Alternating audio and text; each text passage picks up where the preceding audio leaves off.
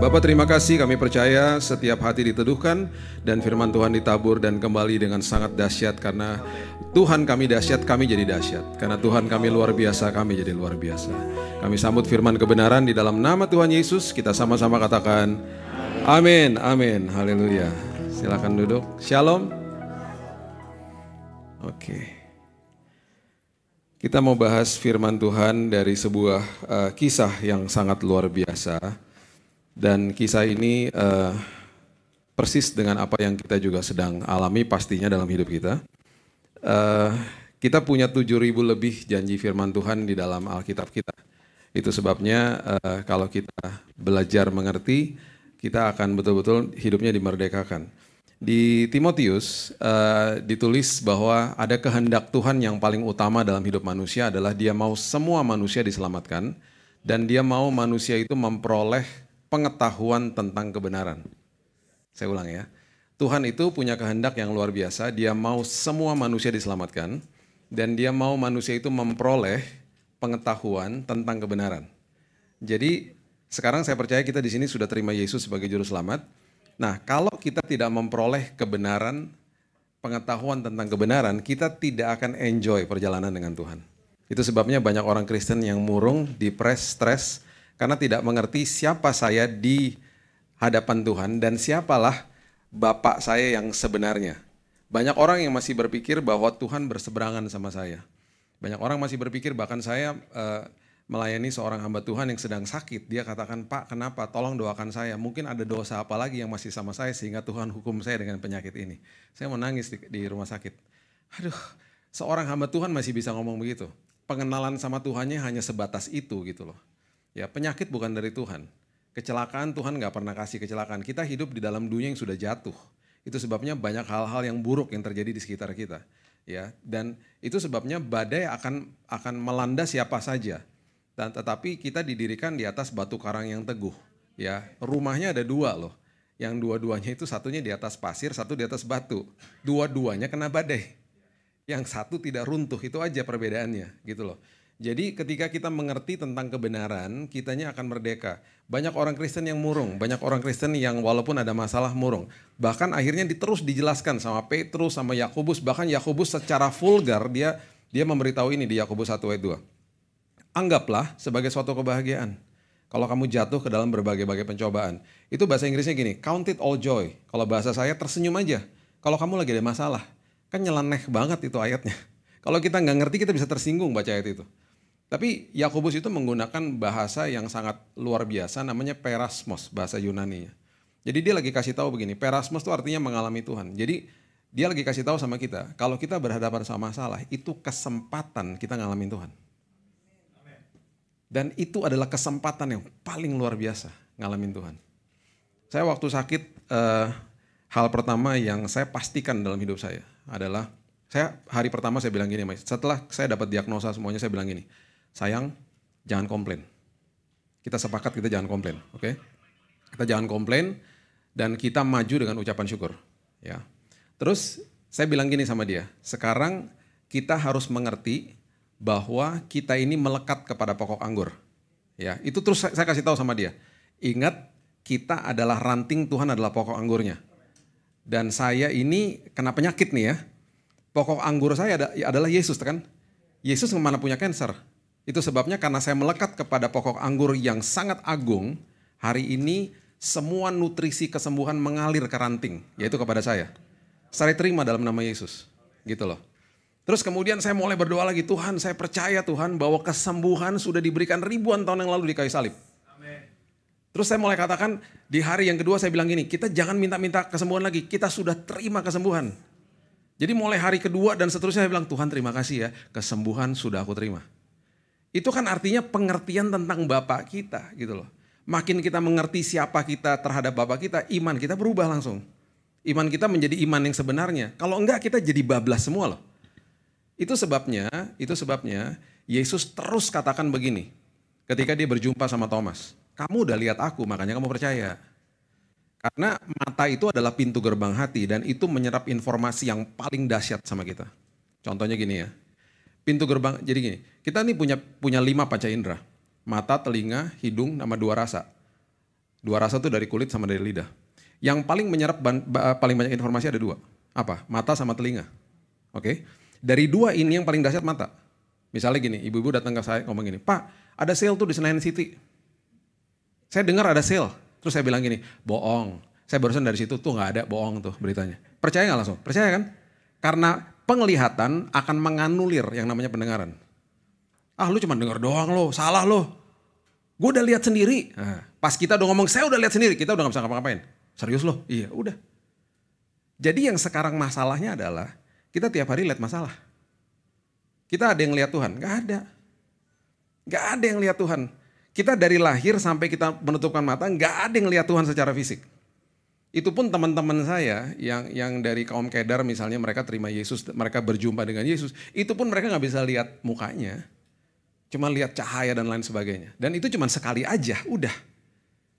Nah bayangin, kita tuh nggak pernah lihat Tuhan secara fisik, terus kemudian kita diminta percaya sama dia. Itu sebabnya Yesus katakan begini. Karena kamu udah lihat, kamu percaya. Berbahagialah. Itu kata aslinya adalah diberkati loh. Blessed are you. Yang tidak melihat namun percaya. Dia lagi kasih tahu kata itu berbahagia tuh maksudnya gini. Kalau kamu percaya, aku akan tunjukkan siapa aku. Dan akhirnya kita bisa bilang gini. Wow, Tuhan memang ada ya.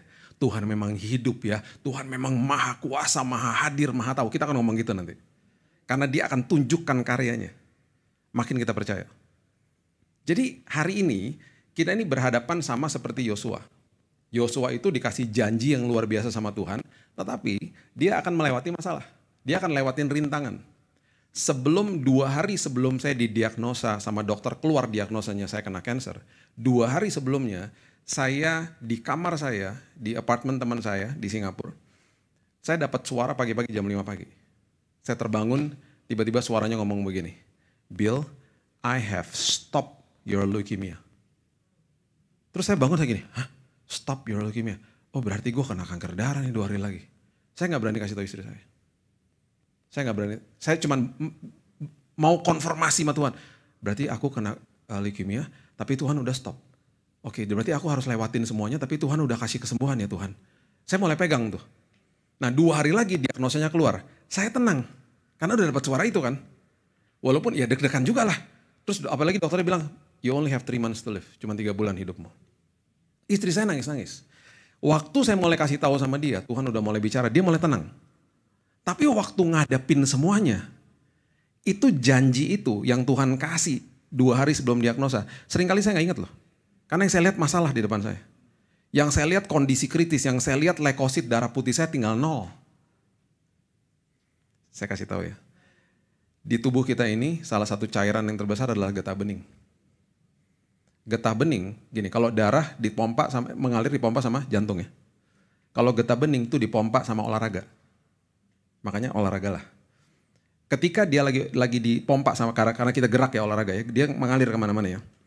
Dia tugasnya adalah garbage collector. Dia ngambilin sampah tugasnya.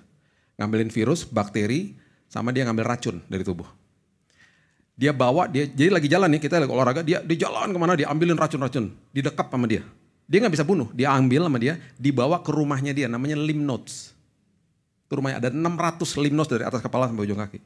Di dalam rumahnya getah bening, itu lagi nunggu yang namanya darah putih, leukosit. Oh itu pembunuhnya tuh. Itu adalah benteng terakhir kita udah. Dia nunggu di situ. Dengan penuh kuasa dia nunggu di situ. Dibawa nih, pulang nih. Virus, bakteri segala macam. Leukosit darah putih bilang ini, sini bawa ke gua. Sama dia dihantam, dibunuh semuanya sama dia. Makanya sering gak kalau lagi olahraga, terus lagi ada gejala flu, tiba-tiba gak jadi flu. Tiba-tiba badannya jadi seger. Itu karena itu. Nah bayangin, getah bening di badan saya, bawa semuanya racun-racun, masuk ke dalam rumahnya dia, terus tiba-tiba nyari darah putihnya gak ada. Karena darah putih 0. Darah putih saya kadarnya 0,03. Biasanya tuh kalau normal tuh kalau di pria tuh 4, 6 lah. Sampai ke atas lah angkanya. Ini 0. Jadi gak ada yang bunuh. Alhasil virus, bakteri, sama racun merajalela di tubuh saya. Kejang-kejang saya. Kejang-kejang. 41 derajat panasnya. Mata putih ke atas. Sepsis shock tuh bahasa medisnya. Shock udah badan saya. Sampai tempat tidur goyang, buah, terus hilang. Berkali-kali itu dokter masukin selang-selang, udah mau ditarik masuk ICU, mujizat terjadi, Tuhan bangkitin saya. Nggak jadi masuk ICU. Berkali-kali itu kayak begitu. Nggak jadi lagi. Jadi nggak pernah lihat ICU. Karena Tuhan lakukan mujizat di saat-saat seperti itu. Ya, itu yang saya lihat. Itu yang istri saya lihat. Ya lupalah sama janji yang berapa minggu sebelum itu. Lupalah. Yang kita lihat masalah, yang kita lihat wow near death experience. Udah hampir mati, posisi kritis segala macam. Itu yang dihadapin sama Yosua. Coba lihat ya. Di Yosua pasalnya yang pertama. Ya, coba kita buka ya. Mulai dari ayat yang pertama. Ada kata namanya kuatkan dan teguhkan. Kuatkan dan teguhkan itu bahasa Inggrisnya keren banget. Be strong and courageous. Be strong and courageous itu diucapkan sampai 4 kali di Yosua 1. Kenapa? Karena Tuhan tahu manusia akan ngalamin masalah. Ya. Manusia akan berhadapan sama masalah. Walaupun dia udah kasih janji. Jadi dia bilang apa? Kuatkan dan teguhkan hatimu ya. Gitu. Oke, Yosua 1 ayat 1. Sesudah Musa hamba Tuhan itu mati, berfirmanlah Tuhan kepada Yosua bin Nun abdi Musa itu. Demikian. Hambaku Musa telah mati, sebab itu bersiaplah sekarang seberangilah sungai Yordan ini, engkau dan seluruh bangsa ini menuju negeri yang akan kuberikan kepada mereka, kepada orang Israel itu. Ini keluar nih janji-janjinya. Ini gila banget janjinya nih. Betul-betul dahsyat banget, spesifik janjinya. Setiap tempat yang akan diinjak oleh telapak kakimu kuberikan kepada kamu seperti yang telah kujanjikan kepada Musa. Aku akan berikan kepada, I will give it to you. Ini kurang apa lagi coba? Terus udah gitu spesifik lagi ayat 4. Dari padang gurun gunung Lebanon dan sebelah sana sampai ke sungai besar, sungai Efrat, seluruh tanah Het sampai ke laut besar, di sebelah matahari terbenam, semuanya itu akan menjadi daerahmu. Spesifik dikasih tahu. Ayat 5. Seorang pun tidak akan dapat bertahan menghadapi engkau seumur hidupmu. Seperti aku menyertai Musa, demikian aku akan menyertai engkau. Aku tidak akan membiarkan engkau dan tidak akan meninggalkan engkau. Itu yang Tuhan kasih tahu sama saya. I will never leave you, Bill. Tapi tetap aja hadapin masalah. Tetap aja kita akan lihat masalah habis itu. Tetap aja Yosua akan lihat masalah habis itu. Itu sebabnya keluarlah kemudian kalimat yang namanya kuatkan dan teguhkan. Oke, bangsa Israel waktu keluar dari Mesir, ya, waktu mereka dilepaskan dari Mesir, mereka belum dibebaskan dari Mesir. Kenapa? Mereka keluar dari Mesir, tapi Mesirnya masih ada di sini. Membutuhkan 40 tahun untuk mengeluarkan Mesir dari otak mereka. Jadi waktu mereka keluar, jadi orang tuh kalau dilepaskan belum tentu bebas. Waktu mereka dilepaskan dari Mesir, ada jalan pintas menuju ke tanah perjanjian, Alkitab katakan. Tetapi akan berhadapan sama orang Filistin. Tapi itu the shortcut. Alkitab mengatakan dengan jelas saya nggak mau bawa mereka ke sana. Karena mereka pasti perang, terus mereka pasti bersungut-sungut. Karena mereka belum dewasa. Jadi waktu mereka berhadapan sama Laut Merah, mereka berhadapan, lautnya dibelah. Waktu mereka sudah mulai akhirnya berjalan dengan Tuhan, dan akhirnya mereka berhadapan sama air lagi yang akan dibelah sama Tuhan, yaitu sungai Yordan yang airnya sangat deras. Di situ mereka bukan cuma berdiri dan Tuhan belah, enggak, Tuhan bilang apa? Celupkan kakimu. Mulai belajar beriman, mulai injak kakimu, mulai duduki tempat itu. Itu maksudnya. Ingat ya, cobaan tidak akan melewati kekuatan kita. Tetapi panggilan Tuhan selalu melewati kekuatan kita. Karena ketika kita dipanggil sama Tuhan, Tuhan selalu bilang kita akan dipanggil melakukan perkara yang kita pikir kita nggak bisa. Karena memang kita nggak bisa. Dan ketika kita lakukan, kita akan katakan itu semua karena Tuhan. Musa berhadapan sama Tuhan, dia bilang, Musa seorang anak biasa. Kemudian sama Tuhan bilang, kamu akan jadi, you will be the leader of this big nation. Kamu akan jadi pemimpin bangsa yang besar. Kamu akan bernegosiasi dengan raja. Siapa gua? Saya justru pakai kamu karena kamu gak bisa. Aku justru akan mengeluarkan kuasaku. Aku akan mengimpartasi kuasaku atasmu. Jadi selalu paham itu ya. Selalu pencobaan kita tidak akan melebihi kekuatan kita. Tetapi panggilan hidup selalu melebihi kapasitas kita. Itu sebabnya perbesar kapasitas kita di dalam Tuhan. Jadi jangan kaget kalau panggilan Tuhan itu sesuatu yang kita gak pernah pikirin. Dan itu yang terjadi selalu. Ya. Oke, ayat yang ke-6.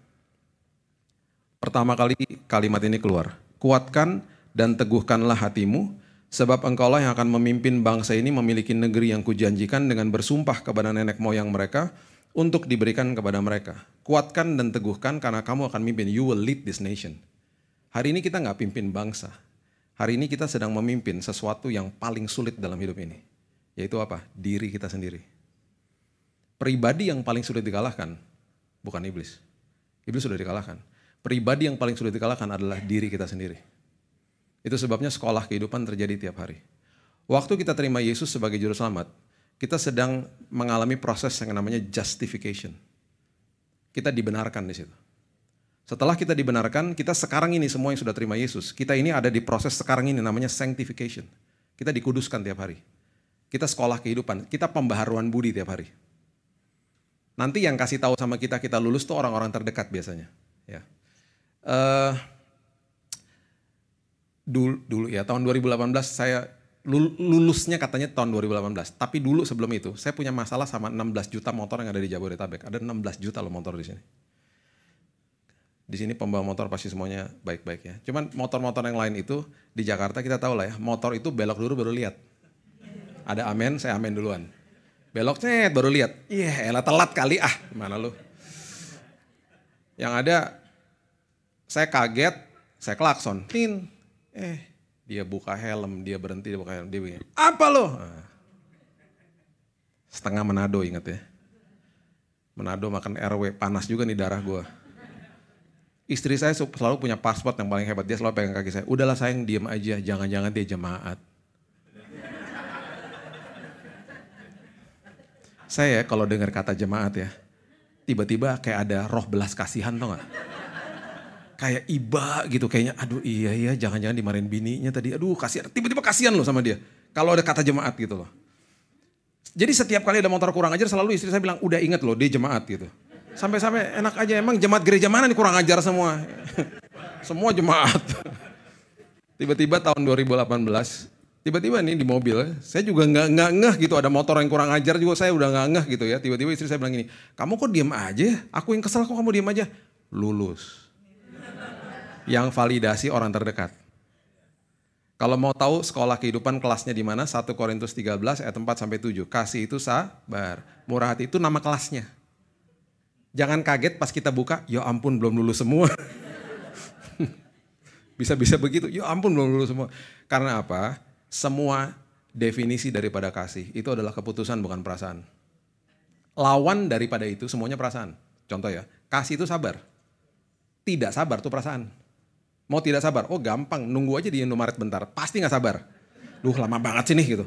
Karena perasaan kita nggak bisa lawan gitu. Perasaan tiba-tiba datang. Di situ kita harus mengambil keputusan, gue harus sabar. Jadi semua definisi kasih itu adalah decision, bukan perasaan. Gak ada yang perasaan, gak ada kita bangun-bangun pagi, aduh rasa-rasa sabar nih, gak ada, itu keputusan. Aduh rasa-rasa murah hati, enggak, itu keputusan. Karena kita punya kecenderungan yang berlawanan sama itu bahkan. Makanya Tuhan menciptakan manusia dikasih kebebasan untuk memilih. The free will itu adalah pemberian Tuhan yang paling berisiko. Karena manusia bisa deklarasi independen dari Tuhan. Hari ini ya saya gak punya waktu untuk bahas, tapi makin parah lah ya.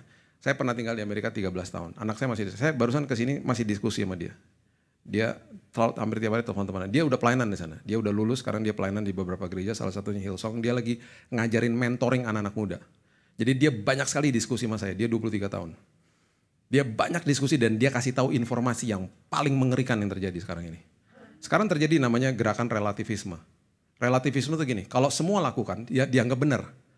Jadi bagi mereka tuh aneh bahwa dia gak punya cowok dan dia gak tinggal bareng sama seorang cowok. Ya lu gak usah punya pacar, lu tinggal bareng aja sama siapa aja. Cut the cost katanya, kan lebih murah akhirnya tinggal berdua. Udah gitu lo enak ada yang temenin. And you have a sex partner. Udah, you don't have to have a commitment. Nggak usah kok ada komitmen. Itu relativisme namanya. Di kalangan anak muda sekarang. Yang semua lakukan dianggap benar. Jadi bagi dia untuk melawan itu semuanya, itu lawan arus. Dan sekarang bukan sekedar LGBT diperbolehkan dan bukan hanya itu aja ya. Di zaman saya tahun-tahun dulu tahun 80-90 tuh LGBT baru disahkan. Sekarang udah perkawinan sesama jenis diokekan dan sekarang orang boleh mengadopsi anak yang dua-duanya pria, dua-duanya wanita. Sekarang yang lebih parah lagi adalah sekarang sedang diwacanakan nih, orang tua kalau ngasih tahu anaknya bahwa kamu pria atau kamu wanita bisa pidana orang tuanya. Jadi anaknya boleh memilih dia mau jadi apa entarnya. Kan makin gila kan. Itu sebabnya 25% populasi penjara yang ada di dunia itu ada di Amerika. Dan mereka penjara di sana bukan kayak di sini, satu sel isinya 10 orang, 15. Enggak, satu sel 2, 4, 3. Dikasih makan, mahal harganya. Karena hak asasi manusia. Yang bayarin siapa? Rakyat sendiri, uang pajak. Makin jeblok makannya, ekonominya. Itu yang terjadi.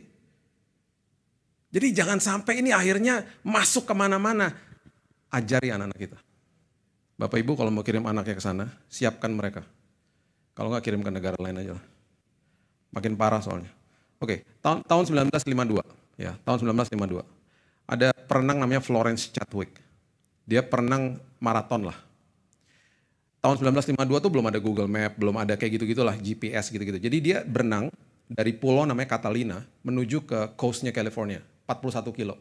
Perenang maraton gitu, pelan-pelan berenang. Didampingin sama beberapa perahu yang ada di sampingnya.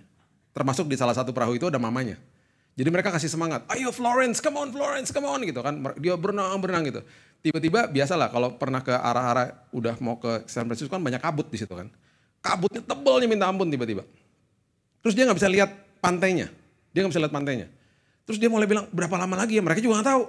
Udah tenang aja, pokoknya kamu semangat gitu ya. Lama-lama, dia nggak bisa lihat pantai, dia nyerah. Udah angkat aja gitu. Waktu dia masuk perahu, kabutnya sirna, pantai cuma 1 kilo dari situ. Jarak 1 kilo buat perenang kayak dia, itu seperti cuma 50 meter. Dia nyesel senyesal-nyesalnya. Mengalahkan diri sendiri itu susah. Yang kita lihat apalagi tantangan. Yang kita lihat kabut. Yang kita lihat rintangan, kita nggak bisa lihat ujungnya. Saya mau beritahu kepada kita ya, kita berjalan bersama raja atas segala raja loh. Sumber atas segala sumber. Ketika kita nggak bisa lihat di depan, kita tetap percaya sama dia, kita adalah orang-orang yang diberkati. Dan ketika kita sampai di ujung, kita bisa deklarasi Roma 8 ayat 28. Aku tahu sekarang bahwa Allah turut bekerja dalam segala sesuatu. Ya. Jadi maju, walaupun nggak bisa lihat. Bilang Tuhan, di sini aku mengerti bahwa firman Tuhan adalah pelita bukan lampu sorot. Gak dikasih lihat ujungnya, cuman lihat setapak demi setapak. It's okay Tuhan. Lantai 8 di mana saya di kemo, nanti bulan depan saya mau balik ke sana. Saya setiap tahun balik untuk mengunjungi, walaupun dokter saya bilang, Bill, you don't have to come back, kamu nggak usah balik lagi. Saya tetap balik ke dia untuk bawain kue, dan saya mau ngobrol sama dia. Dan saya biasanya selalu bawain makanan kue buatan istri saya untuk suster-suster yang ngurusin saya. Itu biasanya trip kembali ke rumah sakit Singapore General Hospital itu bagi saya tuh, saya pasti nangis. Karena saya akan ngelewatin lembah kekelaman yang saya pernah lewatin saat itu. Karena tiap hari saya dengar orang nangis, orang menjerit, orang mau bunuh diri. Karena kanker tuh sakit, di kemo makin sakit. Dan itu saya baru tahu di lantai 8 semua jendelanya diteralis. Karena banyak orang yang buka jendela mereka mau loncat, mau mati. Jadi banyak orang pasien di situ yang saya lihat sendiri, mereka diborgol tangannya di tempat tidur. Dan itu yang saya lihat dan saya dengar tiap hari. Apakah saya bisa lihat ujung perjalanan hidup saya? Gak bisa. Tapi saya merasa dan saya mau kasih tahu kepada kita, saya diberkati Tuhan. Karena saya percaya kepada sumber atas segala sumber. Gak usah takut, kita akan sampai ke seberang dengan selamat. Karena kita menyembah raja atas segala raja. Yang kedua, di ayat yang ke-7 mengatakan begini. Ayat yang kedua, bagian yang kedua, ayat yang ke-7. Hanya kuatkan dan teguhkanlah hatimu dengan sungguh-sungguh, bertindaklah hati-hati sesuai dengan seluruh hukum yang telah diperintahkan kepadamu oleh hambaku Musa. Ayat 7. Janganlah menyimpang ke kanan atau ke kiri supaya engkau beruntung kemanapun kau pergi. Banyak orang yang ketika ada kabut kehidupan, ya udah dikasih tahu sama Tuhan, udah ada janji Tuhan, akhirnya karena nggak tahan, akhirnya melenceng ke kanan atau melenceng ke kiri. Pakai kekuatannya sendiri dan tidak taat sama Tuhan. Cari shortcut. Ya, ingat kehidupan ini, ketika kita diadopsi sama Tuhan, ketika kita terima Yesus sebagai juru selamat, kita langsung dapat predikat identitas anak. Langkah berikutnya, kita semuanya harus mengambil keputusan untuk jadi murid. Anak itu dikasih, murid adalah keputusan. Murid itu artinya matetes. Matetes itu artinya adalah a learner, orang yang belajar tiap hari dan mau diajar. Jadi kalau nggak belajar firman Tuhan, kalau nggak dapat pengertian dan pengetahuan firman Tuhan, dan tidak mau masuk level yang paling luar biasa yaitu hidupnya dikuasai firman, kita akan selalu gagal. Karena pakai kekuatan sendiri. Dan kita akhirnya nggak ngerti bagaimana kehidupan ini. Ya, proaktif setiap hari. Saya tulis renungan harian tiap hari. Dari 3 tahun lalu. Itu komitmen saya buat jemaat. Itu komitmen saya untuk membanjiri sosial media. Gak gampang loh. Saya tiap hari harus tulis 350 sampai 400 kata. Tiap hari. Dan saya harus upload itu sebelum saya tidur. Hari terberat tuh hari Minggu. Kalau udah pelayanan misalnya 6 kali, 7 kali sampai rumah udah jam 9 malam. Kalau di luar kota sampai di hotel, saya harus tulis. Pernah saya tiba-tiba ketiduran, glek gitu, bangun jam 12. Oh Tuhan belum selesai. Saya sampai harus duduk di kursi, kalau enggak ketiduran. Karena nggak bisa baru buat besok pagi, udah ditungguin orang.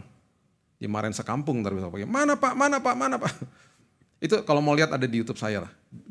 Buka kolom community itu ada 1000 lebih di bawah. Silahkan diambil, silahkan di-share. Mau dipelajari untuk bahan firman Tuhan, silahkan. Bahkan saya akan bukuin nanti semuanya. Jadi 1 tahun renungan harian. Akan ada beberapa volume. Itu yang saya tulis tiap hari. Karena saya selalu negor jemaat dulu.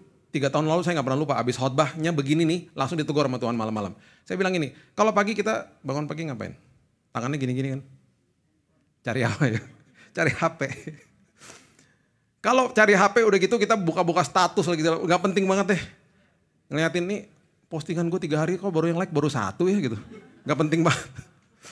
Jangan buka-buka gitu-gituan. Makanya waktu saya ngomong gitu, malamnya Tuhan tegur. Ayo sekarang kamu tulis renungan harian. Kasih sama jemaat. Saya gak mau awalnya, enak aja. Gak mau kan susah Tuhan. Kan saya yang ngomong. Ya tetap aja kan gue yang nulis. Udah gitu kan gak langsung dapat. Didik kayak gitu kan gak harus berdoa dulu gitu. Kan gak gampang. Terus saya kasih tahu istri saya, Tuhan suruh saya tulis renungan harian. Bagus, luar biasa. Tapi kamu editornya ogah katanya. Tuh kan disuruh ikutan gak mau. Tapi sekarang dia jadi editor. Jadi habis saya tulis dia harus baca. Jadi kalau saya di luar kota dia nungguin sebelum dia tidur. Kamu udah selesai belum? Aku udah ngantuk nih. Jadi gak gampang proses kayak begitu. Bulan Desember kemarin anak saya lagi lulus. Saya ada di California perbedaan waktu 14 jam. Jam 2 siang, jam berapa tuh ya? Jam 2 siang anak saya bilang ini, Dad bentar lagi jam 6 pagi loh Jakarta. Udah selesai gak renungan harian? Oh iya, aduh Tuhan. Mereka lagi jalan mau cari makan, saya gak bisa makan. Saya duduk, cek. Tuhan buruan Tuhan, gue lapar nih Tuhan. Buruan Tuhan, gak dapat. Sejam duduk di situ, nulis satu-satu. Itu komitmen, taat. Alkitab katakan sadar dan bertobatlah. Jangan cuma sadar aja, bertobat. Ingat ketaatan kita gak pakai kekuatan kita loh. Ya, ada beberapa orang datang kepada saya kira-kira 6 tahun yang lalu. Semuanya mau berhenti ngerokok. Dan semuanya doanya begini. Tuhan aku janji aku gak mau ngerokok lagi. Doanya salah gak? Enggak, bagus doanya. Dia gak sadar kalau pakai kata janji itu ada kalimat yang tidak terucapkan dengan kekuatan sendiri. Salah? Enggak.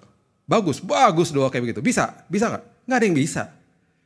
Jadi contohnya gini ya, kita udah mau jatuh nih. Kita lagi pegangan ranting, udah mau jatuh baunya jurang. Yesus datang. Sini aku tolong. Tahu gak kita ngapain? Minggir, aku bisa, minggir. Jatuh beneran. Akhirnya 6-6-nya nih datang kepada saya dengan waktu yang berbeda-beda ya. Bill, gue nyerah deh Bill. Gue ngerokok lagi Bill. Setelah berapa bulan?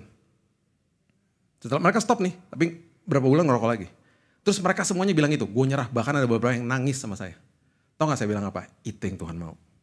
Maksud lo apa? Itu dia yang Tuhan mau. Lo jangan janji-janji. Lo kalau datang kepada Tuhan bilang dagingku lemah. Di dalam kelemahanku kuasamu menjadi nyata Tuhan. Tahu gak apa yang terjadi sama mereka? Ketika mereka berdoanya begitu. Dalam hitungan 4, 5 sampai 6 hari. Orang lain ngerokok aja mereka pengen muntah. Dibebaskan sama Tuhan tuh instan. Karena pakai kekuatan Tuhan, bukan kekuatan sendiri. Paham ya? Jadi ketaatan itu bisa dengan kekuatan Tuhan. Gak bisa pakai daging sendiri, karena daging terlalu kuat. Sekolah kehidupan terjadi tiap hari. Kalau kita mengerti, kita belajar, kita merdeka. Ya. Oke, yang ketiga dikatakan begini. Ayat 8. Kalau di telepon bilang saya lagi khotbah ya. Kalau nanyain saya maksudnya. Di kebaktian ibu-ibu biasanya begini nih. Soalnya ibu-ibu suka nggak tahu cara matiin. Saya pernah kayak begini ya, ada yang nyala handphonenya. 5 ibu-ibu loh datang ke dia loh. Nggak ada yang ngerti. Sampai multimedia datang dari belakang, baru beres. Pernah juga ya, dia mau matiin, dia panik gini-gini, handphonenya kepental ke belakang loh, kena jemaat di belakang. Wah pokoknya seru deh kalau kebaktian ibu-ibu. Udah biasa nggak apa-apa Bu, it's okay. It's okay. Ayat 8 ya. Janganlah engkau lupa memperkatakan kitab Taurat ini, tetapi renungkanlah itu siang dan malam. Oke? Supaya engkau bertindak hati-hati sesuai dengan segala yang tertulis di dalamnya. Sebab dengan demikian perjalananmu akan berhasil dan engkau akan beruntung. Oke? Memperkatakan dan renungkan firman. Setiap hari itu maksudnya gini. Kita nggak diminta sama Tuhan baca firman kemana-mana di mobil baca. Enggak juga. Enggak gitu. Renungkan dan memperkatakan itu begini. Hidup kita bukan sekedar hanya mengerti firman. Hidupnya harus dikuasai sama firman. Jadi di dalam semua perjalanan hidup saya harus begini. Tuhan, aku minta hikmat untuk mengambil keputusan. Kita bangun pagi, itu langsung ada dua suara. Yang satu di pikiran, makanya The Mind is a Battlefield. Kami di Immanuel baru keluarin lagi buku baru. Kita baru re-release bukunya Joyce Meyer yang adalah Pikiran adalah Medan Perang. Kita baru rilis lagi, kita buatin study guide. Bapak Ibu, di Indonesia, orang yang suka baca itu 1:1000. Itu data dari UNESCO. Ajarin anak-anak kita untuk baca. Bukan spend di sini. Dan Bapak Ibu tahu datanya UNESCO, orang Indonesia adalah masyarakat tertinggi ya. Ini ranking nomor 1. Yang paling banyak di sosial media. Setiap hari rata-rata 5 jam. Ngeri gak? 5 jam. Itu sebabnya di Immanuel ya. Sorry kalau mungkin yang belum tahu, orang tua saya mendirikan Yayasan Immanuel tahun 67. Papa saya udah meninggal, mama saya 80 tahun. Saya sekarang sama my cousins lah ya, kita banyak keluarin buku-buku. Ya. Salah satunya adalah Alkitab sepanjang tahun. Ini saya mau kasih tahu aja. Alkitab sepanjang tahun, itu kita kemas setiap hari kalau kita baca dalam 1 tahun selesai 1 Alkitab. Itu kita udah kemas sedemikian rupa. 1 hari dibaca ada perjanjian lama, perjanjian baru, ada Mazmur, ada Amsal. Kita udah hitung kata-katanya. Sampai kita buat persis kata-katanya sebanyak itu setiap hari. Jadi rata-rata orang membaca yang normal, biasanya kan ada yang speed reader tapi ada yang lebih lambat. Ini yang normal lah, 20 menit cuman, selesai 1 hari. Itu aja kalau nggak dibaca, saya nggak ngerti deh. Itu 1 tahun selesai loh 1 Alkitab. Sampai saking kita frustasinya juga, tahu nggak kita buat apa? Kita ambil tuh dari Alkitab, perkataan Yesus yang merah-merah, tahu nggak? Tahu kan yang merah-merah? Ya nggak punya bukunya nggak ngerti pasti. Nggak ada di Alkitab gue di sini dia. Makanya ya, kalau buka buku zaman dulu ya, kan ada bunyi kresek-kresek terteduh banget loh. Saya mulai pelayanan tahun 98, ini tahun ke-25 nih. Saya keluar masuk gereja, kalau dulu dengar bunyi kresek-kresek gitu ya, sekarang nggak ada. Mari kita buka HP kita sekarang kan gitu. Dulu buka Alkitab. Nah dulu Alkitab kalau dibuka nggak ada saingan. Nggak ada saingan, karena cuma bukunya doang. Sekarang Alkitab dibuka ada notifikasi. Kita lagi, mari kita buka Yosua 1. Buka, tunggu dulu ada WhatsApp masuk. Pencet. Balasin WhatsApp deh. Tadi ayat di mana? Banyak saingan ya kan? Makanya beda. Makanya ya nggak apa-apa juga, cuman asal bisa manage aja gitu loh. Ya. Kita ya bayangin ya, kita keluarin kata-katanya Yesus yang tulisannya merah. Kita masukin dalam 1 buku. Judulnya tau nggak apa? Kumpulan Perkataan Yesus. Itu aja kalau nggak dibaca saya udah nggak ngerti deh. Dulu ya, tahun awal tahun 2000, 1 berbanding 45. Sekarang 1 berbanding 1000, ini data UNESCO loh. Sedih saya. Makanya kemarin anak saya kan baru beli buku, saya bilang, Kak posting Kak, biar teman-teman kamu pada lihat, iya oke dad, posting bahwa kamu beli buku, karena dia suka baca. Karena anak-anak saya ajarin baca buku dari masih kecil. 1 buku, punya 15 pasal misalnya, baca 1 pasal per hari aja. Paling-paling cuma 20 menit, setengah bulan 1 buku selesai. 1 bulan 2 buku kita baca. Kita diperkaya kerohanian kita. Udah banyak buku yang keluarin. Dan banyak yang bermanfaat dan banyak jawaban ada di situ. Dan kita gak usah belajar lagi dalam tanda kutip. Orang itu udah belajar dapat pewahyuan dikasih ke kita. Kita tinggal baca aja, terima aja. Wow luar biasa, udah luar biasa tuh. Kita gak usah mumet-mumet lagi belajar apa, tinggal pilih topik mau mana, saya tinggal beli bukunya. Udah beres. Gitu loh. Jadi memperkatakan dan merenungkan akhirnya hidup kita dikuasai firman. 2 hari lalu mobil saya ketabrak. Tabrak motor. Tuh kan motor lagi kan. Saya lagi di Bangka. Biasanya kalau di jalan situ Mampang Perapatan ya. Pokoknya kalau lagi di jalur situ, kalau yang di kanan tuh biasanya kan harus belok kanan ya. Jadi lampunya merah tuh ke kanan, yang sebelah kiri hijau gitu. Di belakang saya agak jauh, jadi saya kasih sen, saya pelan-pelan masuk ke kiri. Mobilnya berhenti juga, dan semua motor-motor berhenti karena memang udah agak jauh itunya jaraknya awalnya. Saya masuk pelan-pelan, masuk pelan-pelan. Tiba-tiba nih, gubrak segubrak-gubraknya.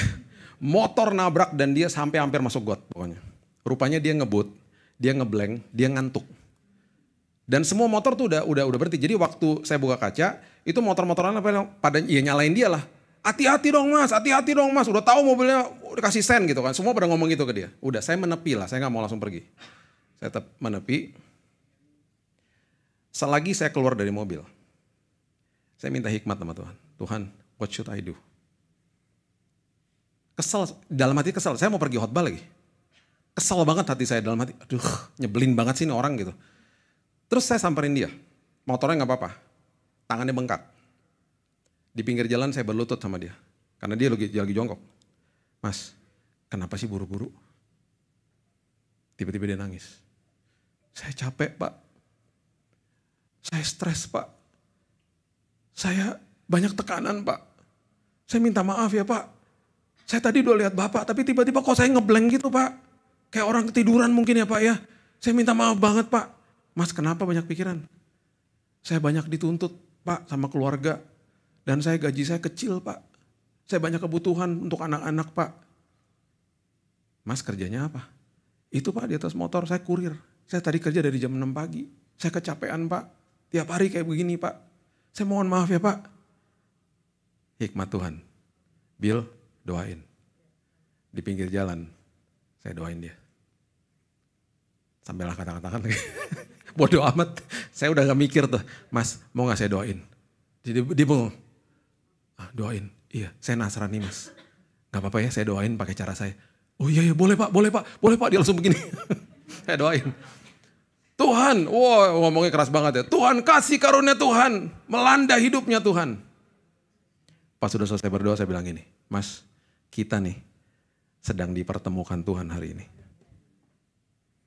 Kita dipertemukan Tuhan hari ini. Tuhan sayang banget sama mas. Terus dia bengong ngeliatin saya. Bentar ya mas. Karena pas lagi doa ada suara gini. Bill kasih duit. Nyebelin tau gak? Waktu lagi doa ada suara begitu. Terus dalam hati saya gini. Udah mobil gue ditabrak. Penyok. Kasih duit lagi. Gimana sih Tuhan? Kasih. Oke. Saya ke dalam. Saya ambil duit saya kasih. Waktu dikasih dia bilang gini, jangan pak, kan saya yang salah pak, jangan pak, bapak saya udah ngurugin bapak, jangan pak gitu. Enggak, terima. Kalau mas gak mau ambil buat anaknya mas aja. Dia nangis, senangis-nangisnya.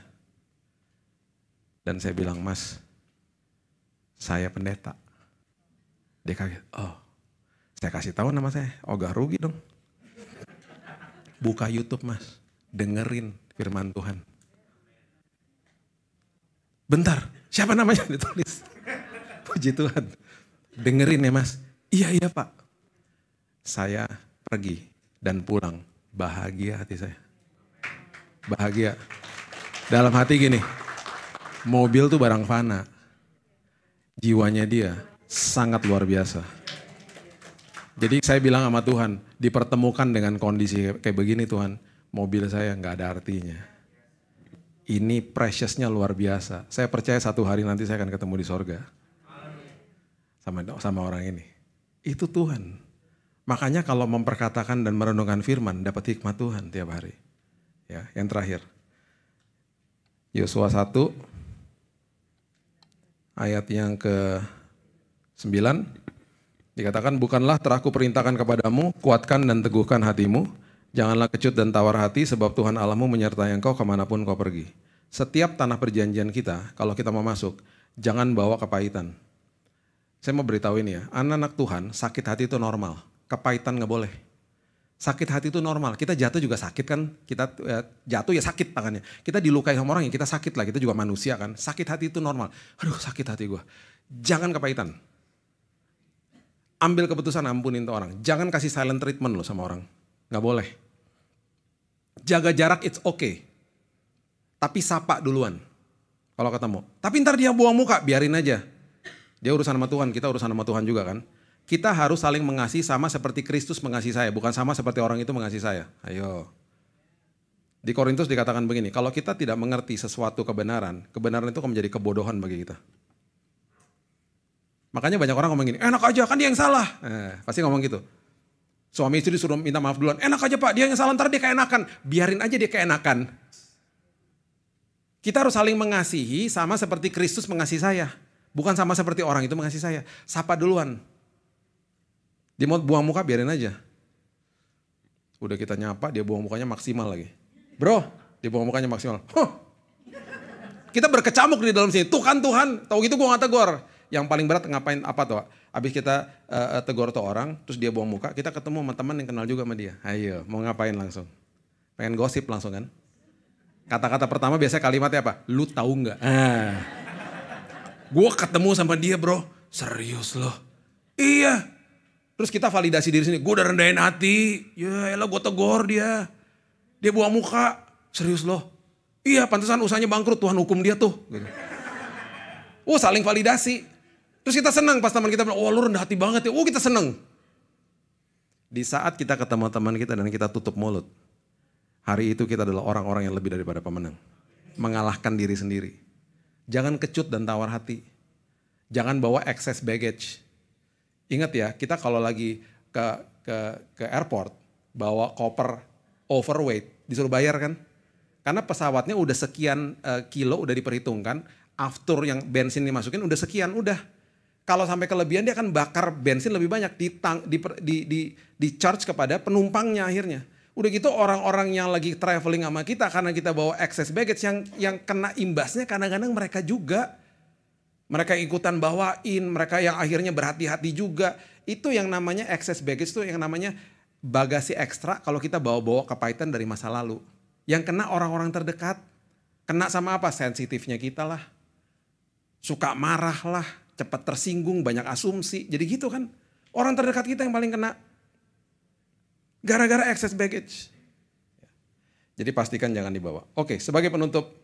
Ini bagi saya ini keren banget kalau ini.